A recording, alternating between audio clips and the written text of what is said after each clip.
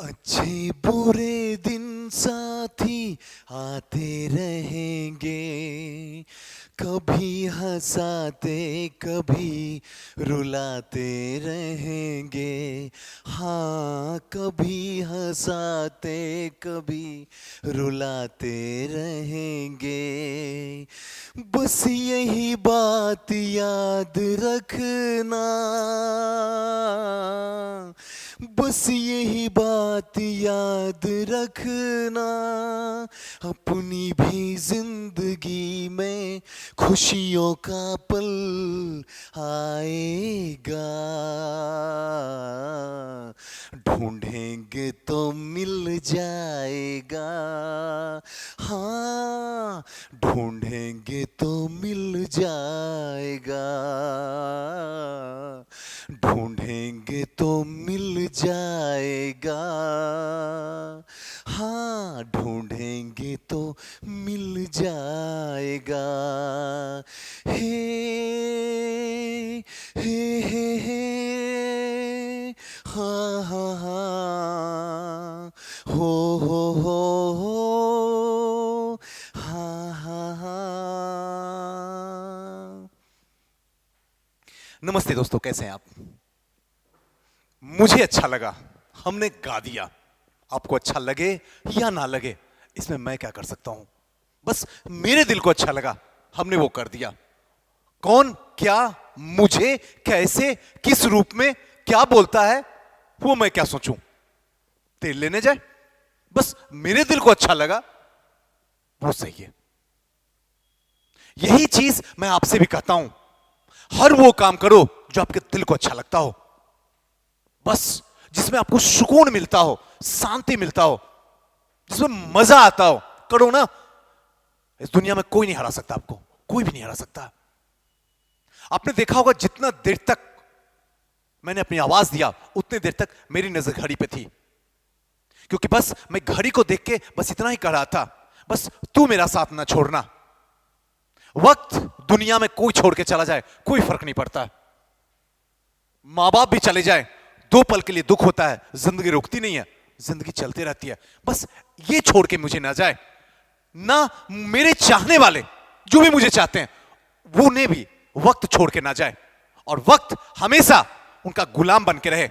हमेशा खुदा से मेरी यही दुआ है, काश हर इंसान के साथ यही हो। वक्त, बस वक्त को पकड़ना है, और ये ऐसा टाइमिंग है, ऐसा लम्हा चल रहा है जहां वक्त को संभाल के रखना, क्योंकि अगर वक्त का एक लम्हा, एक कतरा भी बर्बाद हुआ तो आपको बर्बाद करने में कोई कसर नहीं छोड़ेगा। सोचना आपको ही है। इशारा इशारा में हमने वो हर चीज बता दिया जो शायद आपका दिल सोच रहा होगा कि सुजीत सर कहना क्या चाह रहे हो।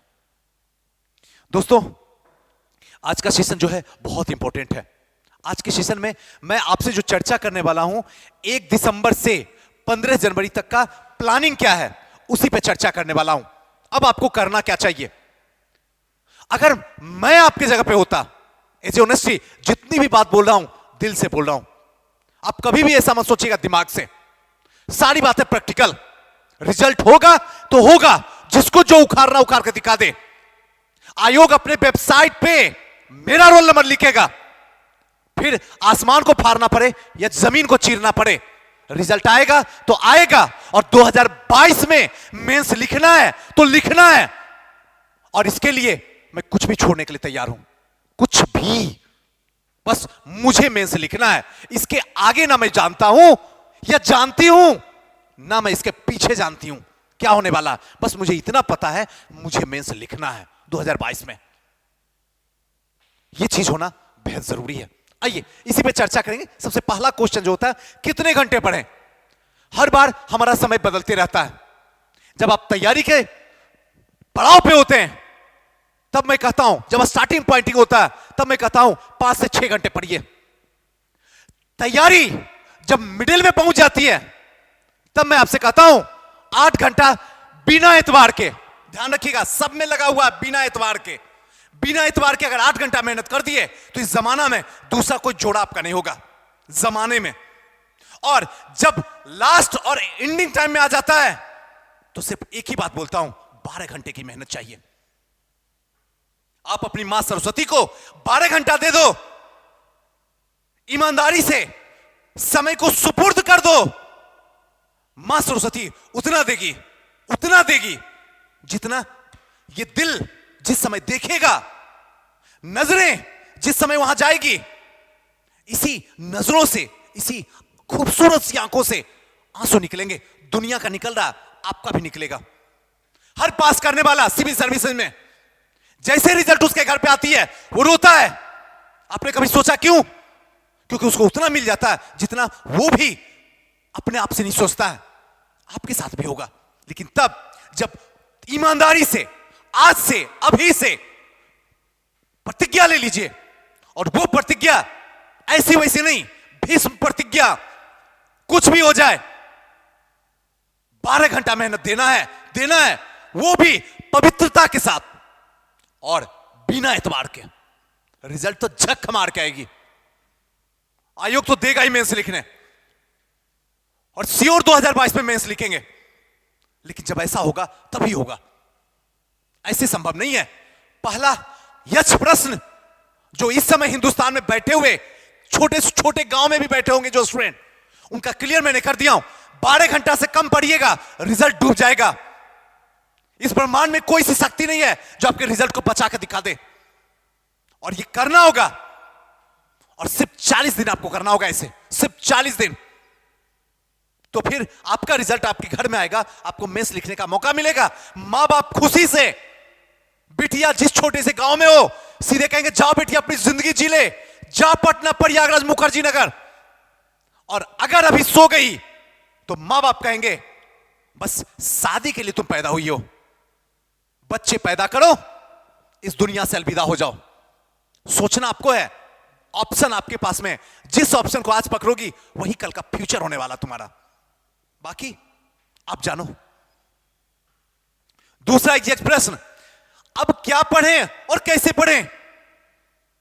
अब समय पढ़ने का नहीं है, यह खता मत करना कभी, वरना अगर अब पढ़ने की कोशिश किए तो इस ब्रह्मांड में कोई सी पावर नहीं है। और सच्ची बता रहा हूं, हो सकता है इस बार, और मेरी बात आपको ना उतर पाए आपकी दिल में, लेकिन आत्मा अलाउ करेगी। काश मान लिए होते बात तो हम भी मेंस देते। 4 नंबर से रुका है, 3 नंबर से रुका है प्रीलिम्स, 2 नंबर से रुका है प्रीलिम्स, और यह कहानी आप 25 जनवरी को हमको बताओगे। थोड़ा सा सुजीत सर के लिए रुक गया रिजल्ट, रुक गया ना, खेल खत्म हो गया। जाओ 68वीं के लिए, और 365 दिन बैठ के बेरोजगारी में रोटी तोड़ो मां बाप के। अच्छा लगता सुनना, अगर नहीं लगता है तो बदलो ना, निकलो बाहर और कुछ ऐसा कमाल कर दो जो सच में कमाल हो जाए और युगों युगों तक आपका नाम हो जाए। सिर्फ रिवीजन, कोई पढ़ाई नहीं। जहां पढ़ लिए, जितना पढ़ लिए हैं सफिशिएंट है। भगवान के लिए नमस्ते, आपसे हाथ जोड़ के विनती करता हूं, अब पढ़ाई बंद करो, अब सीधा रिवीजन करो। जो पढ़े हो ऐसा रिवीजन करो कि वहां से अगर क्वेश्चन निकले आपका गलत नहीं हो तो रिजल्ट आएगा। और जहां सोचोगे और पढ़ लेते हैं, ये भी छूट गया, ये भी छूट गया, तो यकीन मानो इतिहास ऐसे भी आपका बदल नहीं रहा है। पिछले 2 साल से 3 साल से कई लोग ऐसे हैं जो पंचवर्षीय योजना गुजार चुके हैं पटना, प्रयागराज, मुखर्जी नगर में, और वो फिर से इतिहास को बदलेंगे नहीं, इतिहास दोहराई जाएगी। डिसीजन आपको लेना है, इतिहास को दोहराना है या इतिहास को बदलना है। दोहराना है तो असफलता मुबारक हो, और दोहराना है तो सफलता पे आपका नाम होगा। सोचो क्या करना है, दोनों ऑप्शन आपके पास में है। जिसको आज अभी इस वक्त वीडियो देखने के बाद पकड़ोगे वही आपका भविष्य होगा, बाकी सब अंधकार है। तीसरा, डेली 5 सेट प्रैक्टिस करो। डेली 5 सेट का मतलब होता है 750 क्वेश्चन 150 के हिसाब से कैलकुलेशन कर लेना। करीब करीब मान के चलो 800 क्वेश्चन बिना एतबार के 15 जनवरी तक बिना एतबार के 800 क्वेश्चन आपकी आंखों से गुजरना चाहिए। धरती पे अगर रिजल्ट किसी ने रोक दिया ना, मिल लेना मुझसे। दिनकर गोलंबर के पास रहता हूं पटना में, और अगर आपने ये कर लिया तब भी मिलोगे, क्योंकि उस वक्त जब मिलोगे तो कहोगे सुजीत सर मेंस की करो तैयारी, आ गए हैं हम भी पटना। और ये आपको करना पड़ेगा। आज अभी इसी वक्त से कसम खा लीजिए, आत्मा में मां बाप को रखिए, आंखों में उस खुदा को रखिए और कहिए हर दिन 5 सेट बनाएंगे। ज्यादा बन जाए कबूल है, कम बने अपराध है। और ये आपको करना पड़ेगा, तभी समस्या का समाधान होगा। जब आप सेट तैयार कीजिएगा बनाना, तो बहुत ऐसे क्वेश्चन होंगे जो गलत होंगे। अब दिमाग को बैठा के, क्योंकि ये टाइमिंग जो है डर का चल रहा है, पूरा डर नहीं होगा तो क्या होगा, ये अंतिम अटेम्प्ट है। शादी कहीं ना हो जाए, बहुत सारी बेब जो है आपके दिमाग में घूमेगा, लेकिन आप उस बेब से बाहर निकलो और उस दिमाग के अंदर एक बेब डालो कि हमने 5 सेट तैयार किया, आखिर क्वेश्चन क्यों गलत हुआ। टेंशन इसका होना चाहिए, डर इसका होना चाहिए कि हमने मुगल काल से पढ़ा और मुगल काल में क्यों गलत हुआ, क्या ऐसी वजह रही और मुगल काल में कहां गलत हुआ। उसको सर्च करो और रात दिन पागलों की तरह लग जाओ। डर आपको छू भी नहीं सकती है। चिंता पास में भटकेगी नहीं, क्योंकि चिंता को भी पता है तुम अपने लक्ष्य को पकड़े हुए हो, इसके पास में जाना बेवकूफी है, क्योंकि ये मुझे ध्यान नहीं दे रहा है, और चिंता आपसे दूर चली जाएगी। और जहां दिल लगी किया चिंता से, चिंता आपको तुरंत गले लग जाएगी। और फिर जो तमाशा शुरू होगा, उसके बाद तो सुजीत सर भी बचाने वाले नहीं है, क्योंकि उसके बाद एक ही चीज आएगा, डिप्रेशन। आपको, आपके रिजल्ट को, आपके मां बाप को और बैठा हुआ खुदा सबको निगल जाएगा। सोचना आपको है, मेरा तो वक्त ऐसे भी जा चुका है। जब आप टेस्ट देते हैं, पता करो कौन सा पार्ट्स है जो कमजोर है। History, science, polity, geography, economy, कोई ना कोई पार्ट तो कमजोर होगा। हर टेस्ट में कुछ ना कुछ कमियां निकलेगी, और जिसमें ज्यादा रहेगा काम करो, सोचो उसके बारे में। क्यों करंट अफेयर हमारा कमजोर है? क्योंकि हम एक करंट अफेयर की बुक से पढ़ते ही नहीं है सुजीत सर, आदत ही नहीं है। अब तो आदत सी हो गई है, 2 करंट अफेयर का बुक अगर टेबल पे नहीं हो तो दिल में हलचल सी होती है। बेवकूफ हो क्या? हर करंट अफेयर में एक ही डाटा है। हर करंट अफेयर को बनाने वाला, चाहे मैं हूं या दुनिया का कोई भी व्यक्ति बैठा हो, अपनी ईमानदारी से और पूरे सोच समझ से डाटा डालता है कि ज्यादा से ज्यादा क्वेश्चन मेरा आयोग सेट करे मेरे से, और लड़ाना है। लेकिन आप वो बेवकूफ हो कि 2 करंट अफेयर को रखते हो, और संजोग और बदकिस्मती आपकी है कि आपके ही करंट अफेयर के बुक से ही क्वेश्चन आ रहा है। ना तो आप उसको पढ़े हो, ना तो याद होता है, और ना ही सही वहां हो रहा है। खेल चौपट है। अब भी वक्त है, एक करंट अफेयर जो लेना ले लो। हमारी संस्था का भी आ रहा है, आप वो भी ले सकते हो, दिसंबर तक पूरा अपडेट रहेगा। या फिर मार्केट में जो भी हो रहा है, चाहे एडिटोरिया का आया हुआ है, चाहे परीक्षा मंथन का आया हुआ है, चाहे स्पीडी का आया हुआ है, किसी का भी ले लो, सारे लोग बेहतरीन काम किए हैं, कोई खराब नहीं है। लेकिन जिसको लो, अपने आप से प्रतिज्ञा कर लो कि इससे अगर क्वेश्चन आएगा तो दुनिया में किसी का गलत हो जाएगा, आपका गलत नहीं होगा। है ताकत। और यही वजह होता है करंट अफेयर गिरता जा रहा, आयोग करंट अफेयर के क्वेश्चन आप पे दागता जा रहा, दागता जा रहा, दागता जा रहा, और करंट अफेयर आपका बर्बाद होता जा रहा। आता ही नहीं करंट अफेयर। बैठ के तमाशा करो, आपने डर का एक दरवाजा खोल दिया। यह टाइमिंग है मौज मस्ती करने का, यानी कि पढ़ाई के साथ में दिल लगी करने का, और फ्री में करंट अफेयर आपका कमजोर होता है और आपका टेंशन आपके पास आ जाता है। और फिर यह टेंशन करंट अफेयर से शुरू होता है और पता भी नहीं चलता है, हिस्ट्री तक जाके लपेट लेता है आपको, और डिप्रेशन गिफ्ट में मिल जाती है आपको। सचेत रहिए, सतर्क रहिए, टाइम से प्यार कीजिए। जो भी सेट बनाइएगा टाइम के अकॉर्डिंग बनाइएगा। आपके पास में 2 घंटा 120 मिनट टाइमिंग दिया गया है, जिसमें 150 क्वेश्चन सॉल्व करना है। 2 के 2 घंटा यूज कीजिए। बेवकूफ की तरह मत बनिए, 1 घंटा बना के बैठ गए, नहीं, ऐसा मत कीजिए, ऐसा कभी मत कीजिए। कम से कम 1 घंटा 40-45 मिनट तो टाइम जरूर ही लीजिए, बाकी आपकी इच्छा। तीसरा यच क्वेश्चन, अब क्लास करें या बंद कर दें? ऐसे भी अब क्लास कीजिए या ना कीजिए, इससे कोई फर्क नहीं पड़ने वाला, इसमें किसी को फायदा होने वाला नहीं है। जो टीचर आपको करवा रहा है वो तो अपना काम पूरा कर रहा है, भाई मेरा काम हो गया, हम वाहवाही लूट लिए, लेकिन इससे आपको भलाई नहीं हो सकता है, क्योंकि इसके बाद इतना डिप्रेशन में आ चुके हैं कि आपके पास में जो भी टीचर क्लास में पढ़ा जा रहा है वो सारा का सारा स्ट्रेस के साथ, डिप्रेशन के साथ अंदर जा रहा है, क्योंकि टीचर क्लास को दोहरा रहा है और आपके साथ में टेंशन भी साथ साथ में दौड़ रहा, डाटा जा ही नहीं रहा, क्या फायदा क्लास करने से। लेकिन कुछ क्लास ऐसे भी होते हैं, एक्सेप्शन को छोड़ दीजिए, जो ईमानदारी से अभी भी काम करवा रहे हैं, तो वहां जाना चाहिए जहां सीख रहे तो।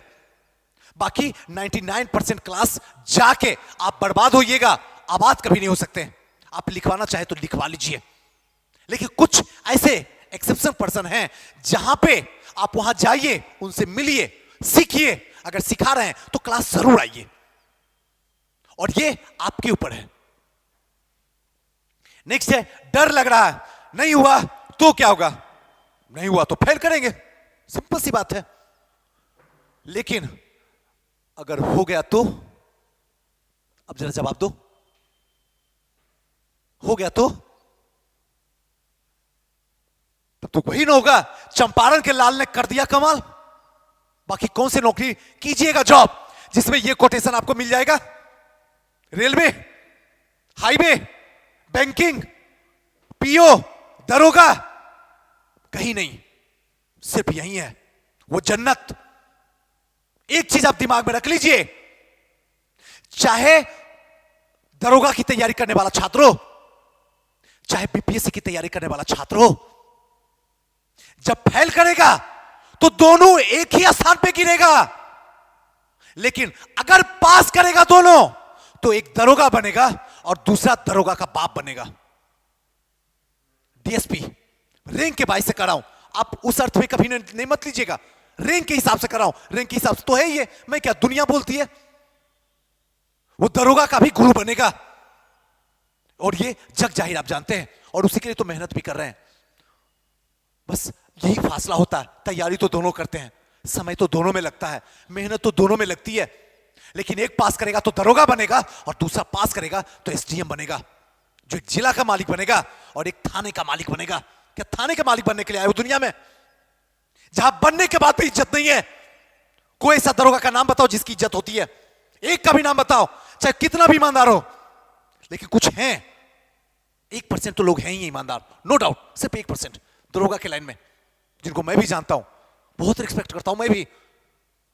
4-5 लोग ऐसे हैं जिनका इंटरव्यू लिया हूं, बहुत अच्छे इंसान है, सुपर। बिलीव खत्म हो जाता है इसके अंदर जो है कि दरोगा का अच्छा भी ऐसा है, उनको मिलने के बाद इतने ईमानदार हैं, मजा आ जाता है। लेकिन कुछ ऐसे भी हैं जहां जाने के बाद में गालियां से स्वागत होती है, चाहे आप क्या कर रहे हो उससे उनको कोई मतलब नहीं है। खैर, बातें बहुत है, ये सब बातें हैं, अगर आप इसको फॉलो कीजिएगा तो जिंदगी जरूर जन्नत बनेगी। दोस्तों, फिर किसी नेक्स्ट वीडियो में आएंगे, जो डाउट होगा, जो कमेंट होगा, आप मुझे कीजिएगा, मैं उसका रिप्लाई जरूर दूंगा। थैंक यू, नमस्कार।